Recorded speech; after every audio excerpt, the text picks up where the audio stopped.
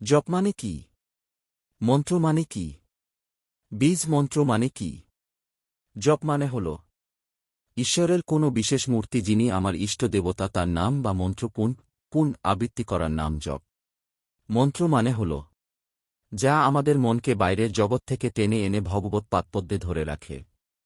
আর বীজ মন্ত্র হচ্ছে যে মন্ত্র জপের দ্বারা অন্তরের আধ্যাত্মিক শক্তির স্ফুরণ হবে, যে শক্তির জোরে মানুষকে আস্তে আস্তে ভগবৎ দর্শনের দিকে নিয়ে যাবে। সেই জন্যই জপ করাটাই হচ্ছে মুখ্য জিনিস।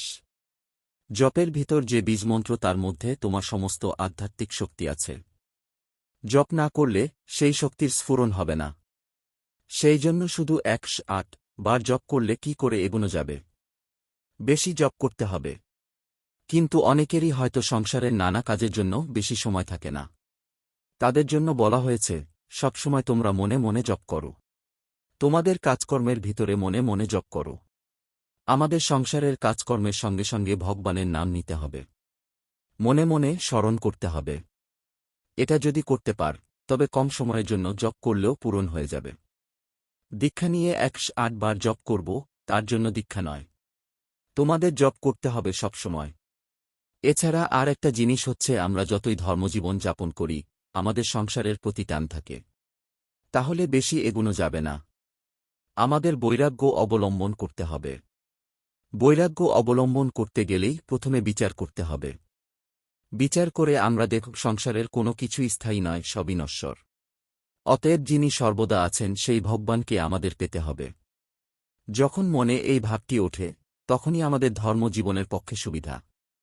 সংসারে 3টি জিনিস দুর্লভ, সেই 3টি জিনিস হচ্ছে মনুষ্যজন্ম, ভগবান লাভ করার ইচ্ছা, আর মহাপুরুষের সঙ্গ। আমাদের সকলের মনুষ্যজন্ম তো হয়েছেই, আশা করি আমাদের সকলেরই ভগবান লাভ করার ইচ্ছাও আছে।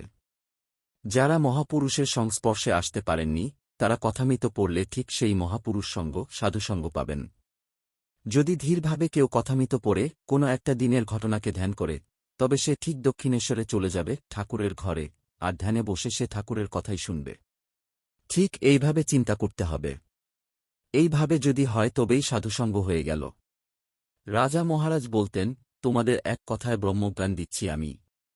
রোজ কথামিত পড়লে সংসারের যা ঝামেলা, সংসারের দিকে আসক্তি, এসব আস্তে আস্তে কমে যাবে। আর ভগবান লাভের জন্য মনে খুব তীব্র ইচ্ছা হবে।